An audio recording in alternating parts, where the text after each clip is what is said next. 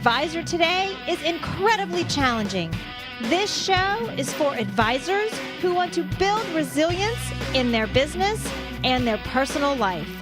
Here is the creator of The Resilient Advisor, Jay Coulter. Thanks for downloading this episode of The Resilient Advisor.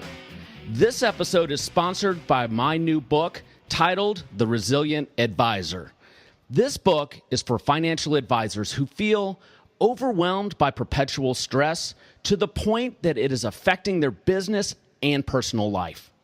Extreme stress is prevalent in our industry, and it ruins careers, relationships, and lives.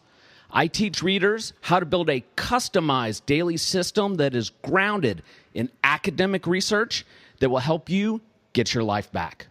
Links are in the show notes, or you can visit jcoulter.com/books for more information. On this episode, I'm excited to bring you a thought leader on financial advisor branding, Kirk Lowe from Top Advisor Marketing. We're going to talk about something that is very near to my heart, podcasting. Personally, I started podcasting 5 years ago and became instantly hooked. It gave me a platform to connect with people that I never would have had a chance to connect with, like national championship coaches and athletes and well-known Olympians. It also helped me sell my first book literally all over the world. Kirk is an expert at helping financial advisors create the same type of platform, and we are going to discuss the top 10 benefits of starting your own podcast. Kirk, thanks for coming on and doing this. Thanks so much, Jay. I'm looking forward to adding some value to your wonderful following on YouTube, Periscope. You must be on iTunes or Stitcher. Just hit iTunes yesterday.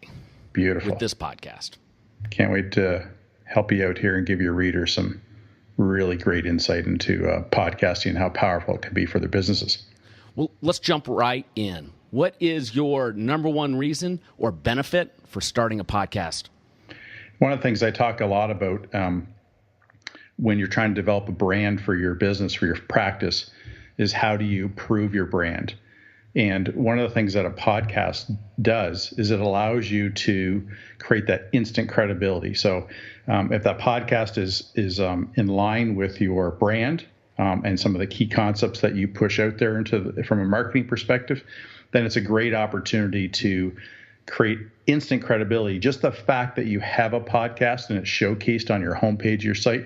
And by the way, never take your really good stuff, which is the important stuff, content, your personality, your expertise, and shove it, deep inside your website in a resources or library. Bring the stuff front and center. This is what people actually care about. So if you can have that podcast on your homepage, and or you can just put it out through your social channels, email, however you're getting it out there, creates instant, deep credibility that resonates with your audience. If you're talking about the stuff that you're great at, that your audience cares most about, your podcast is going to be a hit.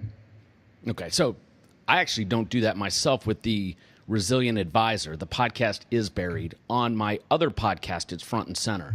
So right. I need to move that to the front of the website on the landing page. Yeah, great idea. Okay. All right, number 2.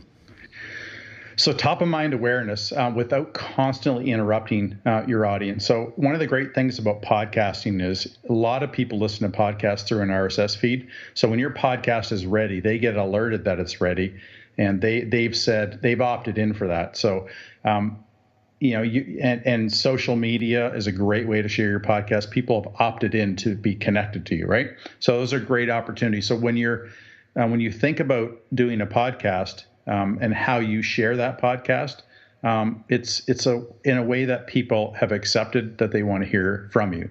So I think that's really good. Now, if you want to do an email blast once a month or once every couple months or every quarter, saying, "Hey, here's our latest podcast," or "Here's our most read or most listened to podcast," you can certainly do that. But it's a tool. Most advisors don't have a great top of mind awareness tactic in their business. A newsletter that goes out with articles that they bought does not even come close to competing with having your own podcast. They're not even in the same universe, right? And most advisors, social media, if they're going to be using social media for top of mind awareness, They're typically curating other people's content, right? Or they're sharing articles that they bought, or they're sharing events and stuff in their life. But when you get a podcast and you're sharing that socially, it's off the charts, man. It's yeah. When I used to send out just a blog post, like a good written blog post by myself, a good one would get over time would get maybe up to a couple hundred views on LinkedIn. I just put out a podcast a couple days ago. I'm already at 500 views, and I only did one update. So, and my audience is decent on LinkedIn. I think it's 3,200 connections or followers, something like that. But that's pretty good. Most of my reads are coming from my first level, but when it gets liked, then the second level gets into it, and then things take off from there. And are you putting your podcast on LinkedIn as a link, or are you creating a post or an article is the terminology they use? Yeah, I know, isn't it? They keep switching it too. So now articles are what you would used to call a blog post, and now a post is an update. Oh, they're driving me nuts. Anyway, so I just did it as an update. I use some podcasts that I do are based on a blog post that I'd written before. Sometimes it's a blog post that did a little bit better as far as activity or views. Sometimes I just do a podcast and I don't do a blog post with it. But anyway, it's kind of, I don't really have a formula for that. But my podcasts get the more attention than my posts do, my blog posts or articles that I've written. Yep. And but like it's coming from me, it's all authentic, right? I'm not using anybody else's stuff. Well, and like you mentioned too, it's a complete differentiator because most advisors are not doing it. Absolutely. Or going to do it. So what's number 3 on your list? I just wrote a paper called Death by Referrals, and I've been getting a lot of great feedback from it. And one of the things that I talk about a lot there is that advisors don't inspire their clients, centers of influence, prospects, people in the community to refer them. And a big reason is that their marketing isn't interesting or exciting. But when you have a podcast, you will inspire more referrals than you're used to. Not just inspire referrals, but inspire people to like your stuff, comment on it, be proud of it. Most advisors don't have marketing that their clients are proud of. Most advisors have a website that looks like every other advisor. If they don't know how to introduce you, they're not going to, because they know that when they introduce you to their neighbor or their friend, their colleague, their family member, and they visit your website, because that's the first thing they're going to do, or any of your marketing, they're going to realize, hey, at first glance, you sound and look like every other advisor or the person I'm already working with. Why would I go meet with you? No matter how many times the guy referring said, hey, so and so is a great advisor. You can trust them. They have lots of integrity. They're always put my interests first. They're easy to get a hold of. They've done pretty well for me, performance wise, estate planning wise, blah blah blah. All those things don't matter when they go to your site and they're like, oh, sounds like the same person I'm working with. So you got to inspire them, and a podcast will get you much further down that line to inspiring them. Yeah, I can tell you from my own experience with podcasting, outside of the Resilient Advisor, the Conquer Worry podcast, I cannot tell you how many times conversations with people would start with, Jay, how's the podcast going? As opposed to what we're really there to talk about. And it's just a different engagement point and a differentiator. So yeah.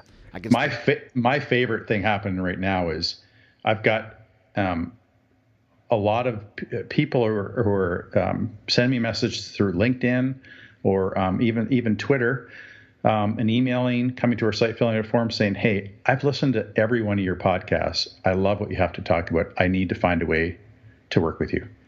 And the first thing I say is, really? You got to get a life. You listen to every one of my podcasts? Anyway. But that's the beauty of podcasting, though. So the Conquer Worry podcast is focused on helping people who struggle with extreme stress, anxiety, depression, or their mental health. And I'll have people reach out to me that will say, Jay, I listened to your podcast with so-and-so that was 3 years ago. And they found it because the issue that was discussed is something that affects them today. So there's the evergreen component of the content. Yeah, there's way too much pressure in this industry right now, and I'm gonna keep that benefit for number 10. But it's a great point. There's a lot of stress. I'm glad you're addressing it. My colleague on my Top Advisor Marketing podcast, Matt Halloran, he's got some fabulous ideas on that stuff. We had a guest last week, Dr. Jack Singer. They work with professional athletes, professional teams, Olympians, world champions. He's amazing, and he was on our Top Advisor Marketing podcast, just brilliant. And he talks a lot about mental toughness. In fact, if you go listen to that podcast, we actually have an exercise on how to be more mentally tough, and he gave it away. It's pretty amazing. Anyhow, we're on to number 4, I think. Let's move on to 4. I'll put a link to that episode in the show notes here. Let's move on to number 4. So number 4, significantly, when you create a podcast, it's authentic content. And that means it's your ideas, your list, right? I always recommend doing a list, by the way. That's not part of our podcast days. We're talking about benefits. But when you keep producing content, whether it's once or 2 times or even 4 times a month, that content is authentic, and Google loves authentic content. So you're increasing your search engine effectiveness. And not just because you're producing that kind of content, but if you're publishing it through iTunes, Stitcher, SoundCloud, we use Podbean, podbean.com to host as our channel for hosting. There's an RSS feed there. All these different mechanisms, and then all the social you're doing, and then when people like it, people start listening to it, reading it. That's really good for SEO. Like, a lot of people want to go out and pay people big bucks for SEO. Man, the thing you really got to nail is having authentic content, and podcasting is tremendous in that regard. And this is a little bit off topic, but the same thing is true with Facebook. If you're taking other people's content and posting it, you don't get the traction. If you do something, especially if you do it live. But if I take the video from Periscope today and put it on Facebook, it'll get significantly more traction than if I took somebody else's video from YouTube and put it up there. 100%. All right, so stuff. Number 5. I know I freaked you out there. I didn't go on and on. When you're on a podcast, especially when you're a guest or whether you're a host, when you're going back and forth, you have to try to speak in sound bites. That's another piece of advice. And it's good to have a story from time to time and go a little longer on something, but try to keep it concise. So number 5, daily expansion of your digital network, even while you sleep. So just think about it. I just explained that I did an update on LinkedIn, and within 48 hours, maybe 72 hours, I had 500 plus people view that. I haven't had a ton of likes on it, but every time somebody likes it, or even better, when they share it, and when they comment it, when any of those 3 things happen, more people start to see it. I believe now that I'm putting out more consistent content on LinkedIn, that LinkedIn is starting to favor me a little bit more, because my stuff seems to be getting more traction, not just because it's good, because I've always been putting out good content, because I've been more consistent, because I hired a journalism major out of university, and she is really intuitive, really gets what's going on, and she is doing social media, making sure the right stuff gets out. And she's been fabulous at it. And that, it's not a big expense, does it a couple hours a day, and it's making a big difference. I think when people do social media, they have to have somebody who can help them. You can't have somebody do it for you completely, but you got to have somebody who can help you, show you the way, take care of the little stuff, and then you do the conversations, you focus on creating content. I'm off track here. Daily expansion of digital network. When that happens, more people see you, more people want to be friends with you, more people know about you, more people visit your stuff. That's how social media really starts to work for you. Yep. Incredibly powerful and exponential. The more pressure you apply to it, the better it grows and becomes of value to you, and you become a value to people. So, yeah. Right, so I got to tell you a quick little story. So Matt and I were at a conference in Chicago a month ago. And we decided we're going to bring our podcast equipment. So in the middle of the conference floor, Matt and I got our speakers up. We got all this recording. We got our consoles and our pop filters and our microphone stands, and we start recording a podcast. And people are walking by like, what's going on? There's a little bit of noise in the background. We had directional mics, so it wasn't too bad. Anyway, we finished a podcast there. We had a little bit of a time in between when advisors were coming out of the meetings. So we started hitting social media a little bit more coordinated and synced than we normally would. By the end of within 24 hours after posting one of those, we had gotten 1,000 downloads of our podcast. And how did that happen? A couple of people who have bigger followings than us, who've been around for longer, don't do their own podcast, but they have big followings, liked what we had done, and it started to travel further. And the fact that we were coordinated with our back and forth and we were timely, we created some really good buzz. And 1,000 downloads is pretty good in 24 to 48 hour period. So we're pretty excited about that. We've had that replicated since with one of our guest callers. So stuff can happen if you pay attention to it and you let it work. Good things happen. And by the way, that was only our 20th podcast or something like that. I think it was number 16 actually.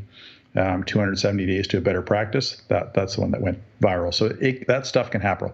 Mini viral, we'll call it. 1,000 is maybe mini viral, but anyway. So number 6. Well, hang on. That is viral because you're operating in a niche, and there are only 250,000 registered financial advisors in the United States.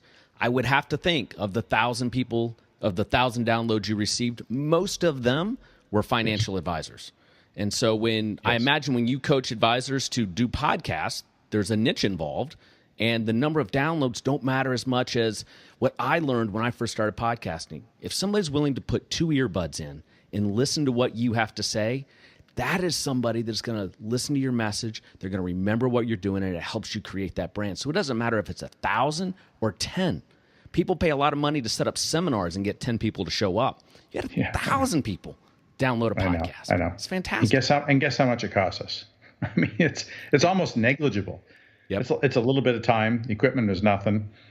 It was not even an hour of our time, and then we have some social media help. So I don't know. It's mind-boggling when you just pay attention to it. Once you get momentum going, Jay, that's a huge part of it. So, but number 6 is one of my favorites, and I don't hear people talk about this enough. I don't think people think about marketing from this perspective. But when you are doing a podcast, it enhances your focus on what you do best and how you create value.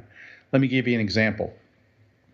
When I know I got to show up for a podcast, I got to have a list. I got to take something that I've been talking to advisors about, or something I'm thinking about, or perspective, an opinion, a process, whatever it is, and I got to come up with a list.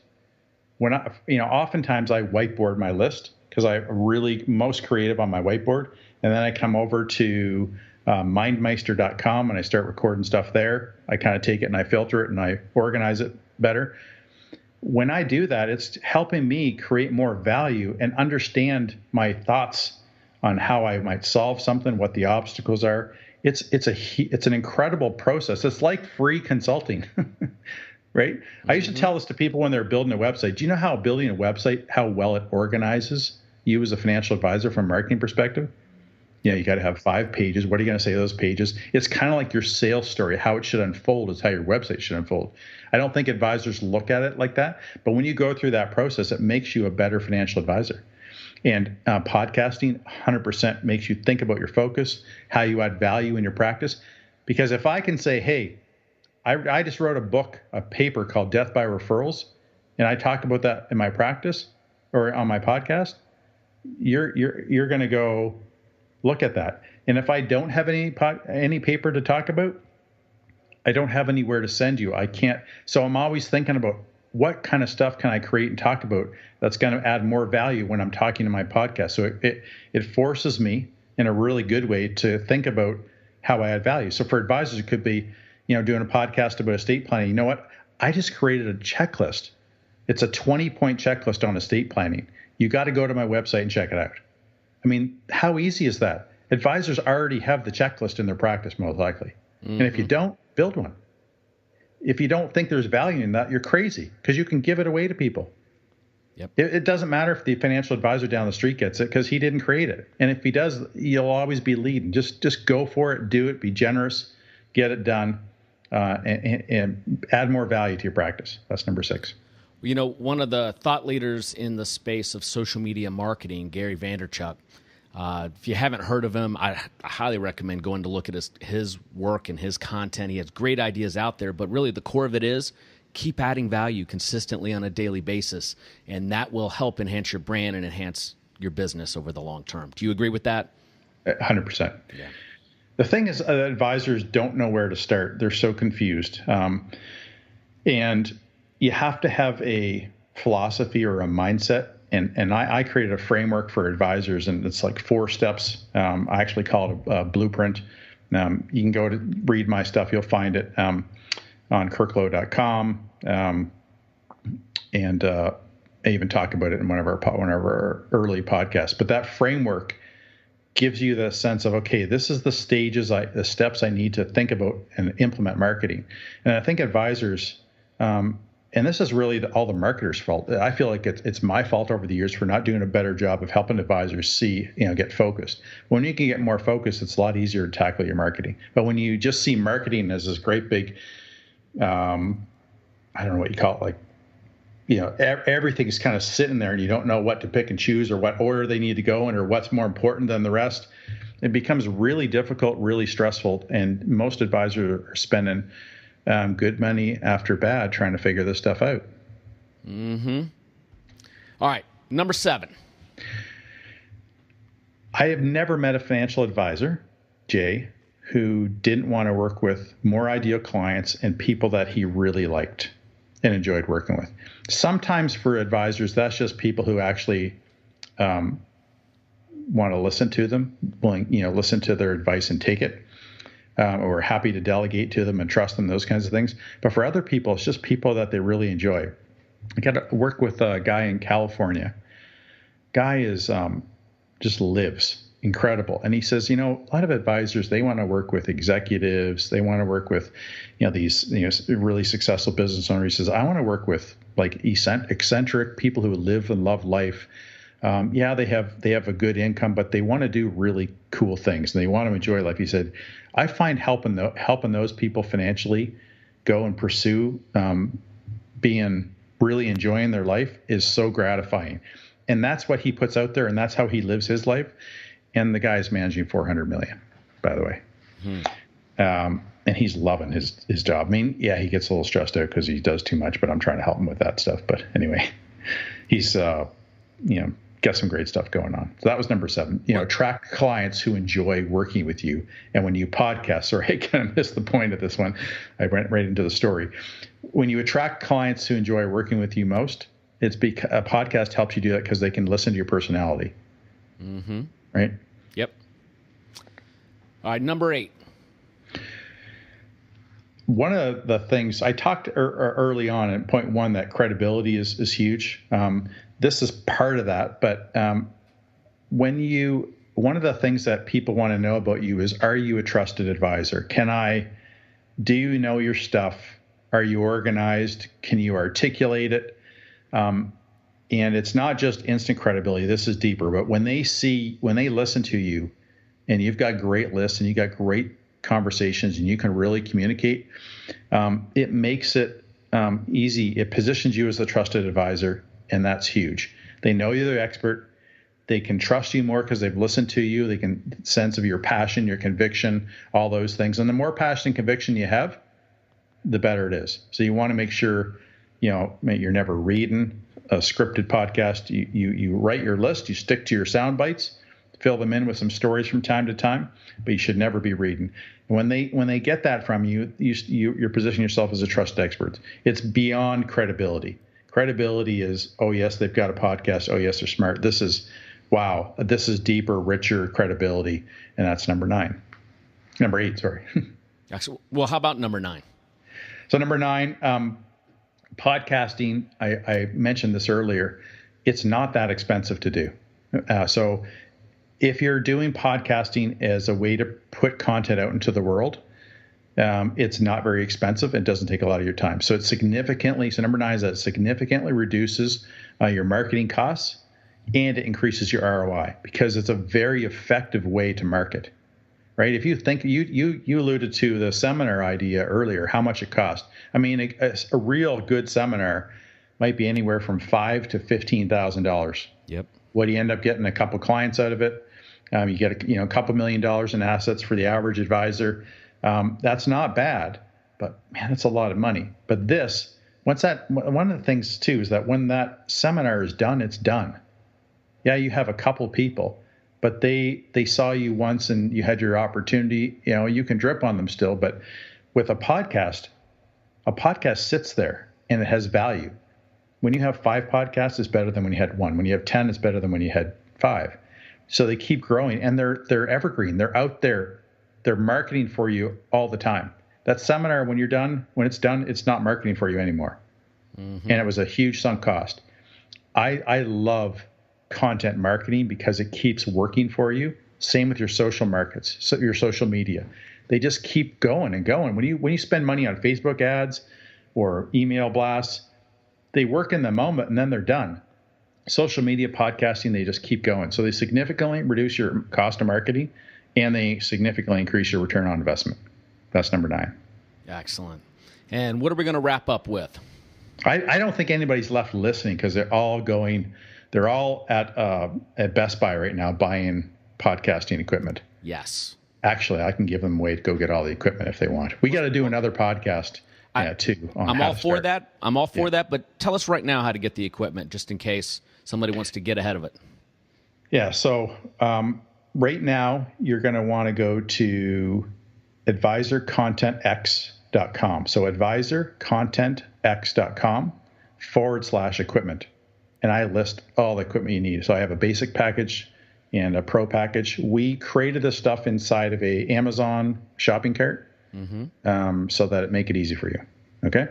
Excellent. Because there's a lot of misinformation about the equipment that you need out there, and having a one-stop resource like that would be really helpful. Yeah. As well, if you go to advisorcontentx.com, on the first page there, just scroll down a touch. There's a free white paper. I know I'm kind of doing this early, but you asked me to. But we got a couple more points here. But when you go onto that page, there's a guidebook, complete guide to starting your own podcast. That's for financial advisors. It's 29 pages, all kinds of incredible stuff in there. Even we list all the equipment in there, all kinds of good stuff. So that's available for you guys for free. Excellent. Okay. So ready for number 10? Hit us. It's fun. If you can't tell that Jay and I are having fun doing our podcasts, I mean, come on, it's fun. It's way more fun than writing. I like writing because it's a great way to express yourself and organize your thoughts. But podcast, it's not even close to podcasting. It's fun. I mean, Matt and I on our podcast that we do, Top Advisor Marketing, we have a load of fun. We bring on guests. They're kind of a little bit shocked, but I think sometimes how much fun we're having. And then when I send them their podcast, when you bring on a guest, another great idea when you're doing a podcast, just like Jay's doing, they're so excited when you present it back to them. Wow, like I was a guest on a podcast. They just think it's so cool. It's not really that big a deal, but it is a big deal. So it's a lot of fun. People enjoy it. People love listening to them. And I think that's a great opportunity. I've got 2 bonus benefits here because I didn't want to go past my list of 10, but I thought of 2 other things I think that are really important to talk about. So number 11, I'm going to do these quick, Jay. Number 11 is opens doors. You mentioned this a little bit earlier, but podcasting opens doors to people who might not have taken the time to learn about you. Maybe they didn't really understand your business or even care to try to understand it. But because of podcasting, they were open to it, whereas maybe they weren't open to other forms they were using. It opens doors. I can't tell you how many people I've started relationships with since podcasting, especially when you get them to be guests on your podcast. They just love it. They want to be back on. When can we be back on your show? So that's number 11. Number 12 is it shows personality. It's really difficult in a lot of forms of marketing to show who you are as a person, as a professional, what you care about, how you speak, how respectful you are, how much you care about your audience, how much you know. But the personality side of it, people love that. And it's so hard to get that across in marketing because a lot of people hire marketing people to write copy. It's not yours. They buy articles that aren't theirs, or they're just not great writers, great enough to be able to showcase personality. Or sometimes your personality is a little more difficult to convey in writing. And podcasting is an incredible way to experience somebody's personality.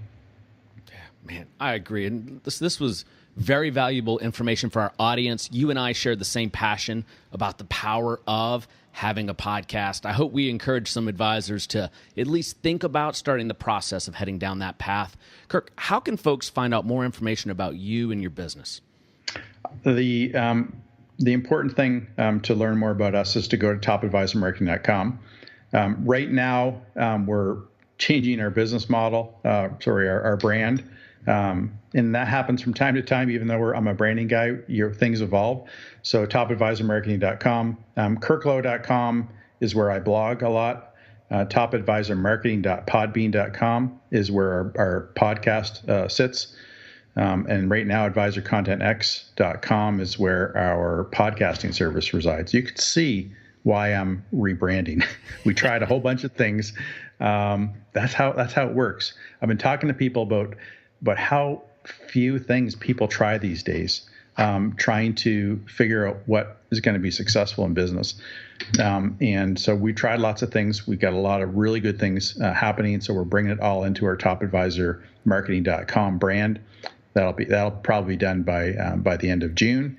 Anyway, but those are some places to go learn all kinds of free stuff going on there. You can follow me on LinkedIn, Twitter. Go find me. Just type in Kirk Low. Top Advisor Marketing, things like that, you'll find me. Anyway, thanks so much for having me on, Jay. I hope your listeners and viewers got a lot out of it. And anytime, man, anytime you want. Great, Kirk. Let's do this again. Thank you so much. This episode is sponsored by Pinger Systems. At Pinger Systems, we build marketing and social networking systems for executives and sales professionals. Our desktop platform and mobile app will help you connect with the people who matter and establish you as a thought leader in your market. Visit pingersystems.com for more information and learn about our money-back guarantee.